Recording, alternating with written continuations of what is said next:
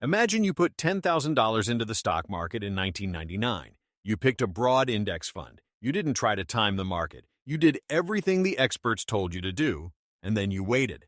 By 2009, a full decade later, your $10,000 was worth about $9,100. 10 years, negative return. And that's before accounting for inflation. Adjust for that, and you lost closer to 30% of your purchasing power.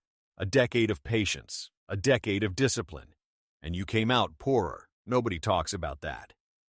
The phrase, just invest for the long term, has become the financial equivalent of eat your vegetables. It's repeated so often by so many credible people that questioning it feels almost irresponsible. Financial advisors say it.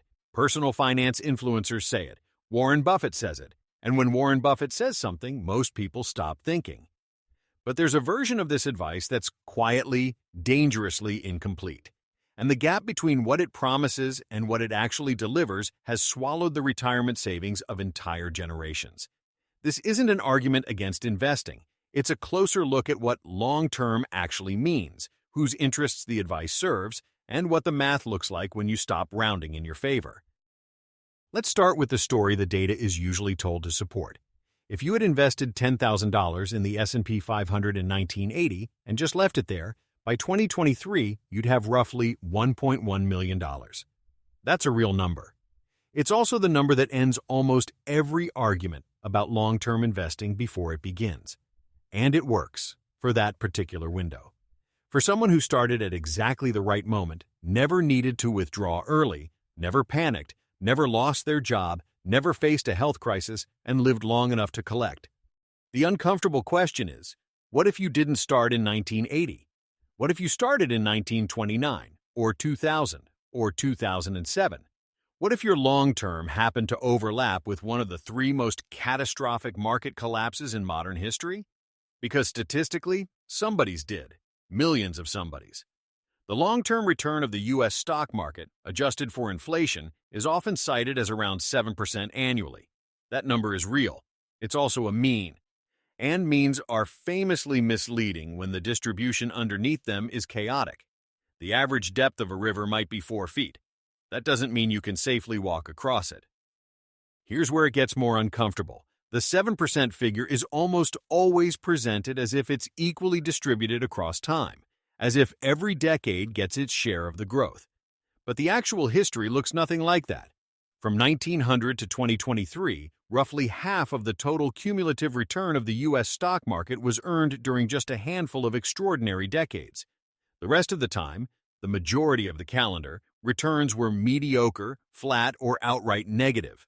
Markets don't compound smoothly. They lurch, they stall, they occasionally collapse. And then, sometimes, they explode upward in a burst that is nearly impossible to predict or time. This is actually the central justification for long-term investing. You need to stay in the market because you can't predict when those bursts will happen. Miss the 10 best days in any given 20-year period, and your returns collapse dramatically. That part is true, and it's important. But it raises an obvious question that somehow never gets asked out loud.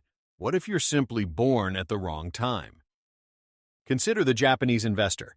In 1989, the Nikkei 225 peaked at just under 39,000 points. It was the height of the Japanese economic miracle. The country was the second largest economy in the world. Confidence was absolute. Analysts were writing books about Japan taking over global finance. Long-term investing looked like an unbeatable strategy. Then, the bubble burst. The Nikkei didn't recover its 1989 peak until early 2024. That's 35 years. 35 years to get back to zero, an entire working lifetime, an entire retirement plan. If you were 30 years old in 1989 and put your savings into a Japanese index fund, you were 65 before you broke even, assuming you held through every crash, every recession, every moment of doubt over 3.5 decades. The U.S. has not experienced anything like that. But the point isn't that it will. The point is that it could. And the entire foundation of the long-term investing narrative assumes, without quite saying so, that the American market is the exception rather than the rule, and that it will continue to be. That's not a law, that's a bet. There's another layer to this that almost nobody discusses openly. When financial advisors, fund managers, and personal finance content creators tell you to invest for the long term, they are technically correct. But they're also, nearly all of them, selling you something. Not necessarily in a sinister way, in a structural way. The money management industry earns fees on assets under management. When you stay invested, they get paid. When you pull out, they don't. When markets decline and you consider exiting, the advice to stay the course and don't panic sell is almost always sound, but it is also commercially convenient. The incentive to keep you invested is enormous, regardless of your personal circumstances. This doesn't make the advice wrong. It just means you should understand where it comes from.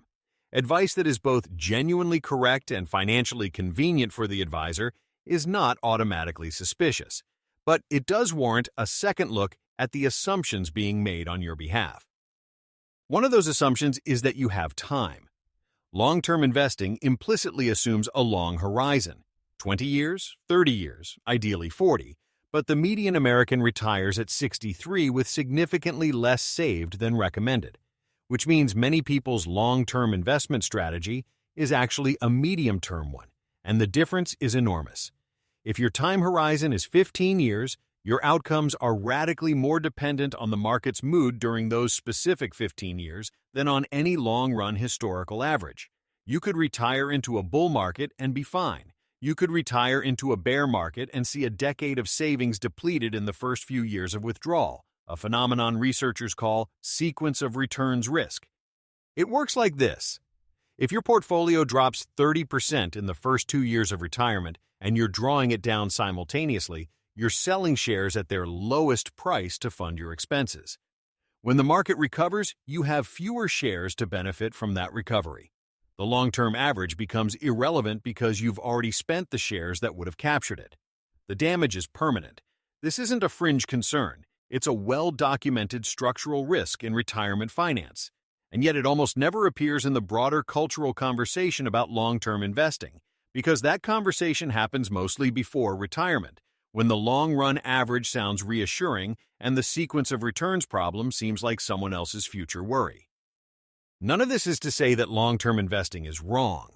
For most people in most circumstances, staying invested in diversified, low-cost index funds over many years is genuinely the most reliable path toward building wealth. The evidence for that is real, but the evidence is paired with caveats that tend to disappear in the translation from research paper to personal finance podcast. The caveats are, it works, on average, for a sufficiently long horizon, in a market that continues to grow, as long as you don't need the money at the wrong moment. Remove any one of those conditions and the equation changes. What the mainstream narrative has done, gradually, cheerfully, and with the best of intentions, is compress a complex, conditional truth into a simple instruction. Just invest, just hold, just wait. As if the only variable is patience, as if the market is a machine that rewards discipline regardless of timing, circumstance, or the specific arc of any one human life. There's something almost philosophically strange about this when you sit with it. We live in an era of unprecedented financial information. Every metric is real time. Every company's earnings call is transcribed and indexed within hours. Retail investors have access to tools that didn't exist for institutions 20 years ago. And yet the core advice, the thing everyone agrees on, is don't look at it. Just leave it alone. Trust the long run. In what other domain do we combine access to maximum information with advice to use none of it? Imagine a doctor saying, we have the results of every test. Don't read them. Just trust that your body knows what it's doing over the long term. The analogy breaks down, obviously. Markets are famously difficult to time, and the evidence strongly suggests that most active traders underperform passive strategies. The advice to stay out of the details is, again, probably right in most cases. But there's a difference between this is generally the right approach for most people and this is the right approach, full stop, no further questions. The financial industry has, over decades, quietly collapsed that distinction. And the people who suffer for it tend to be the ones whose lives didn't fit neatly inside the model. The ones who needed liquidity, or started late, or were born into a lost decade, or simply ran out of time before the long run arrived. So here's the question worth sitting with.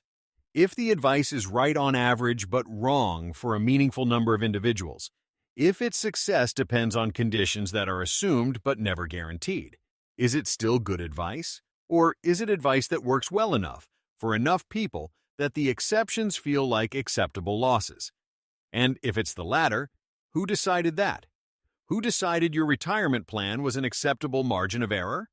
The market will do what the market does. That's not the uncomfortable part. The uncomfortable part is that we built a system where an entire generation's financial security depends on historical patterns holding, averages applying, time cooperating, and luck arriving roughly on schedule. Most of the time, it does. The average works out. The long run comes through. Just not always, and not for everyone. And nobody seems particularly interested in talking about what happens to the ones it doesn't work for, because those people, by definition, didn't make for a very good success story. The question isn't whether long-term investing works. The question is who it works for, and whether you're one of them.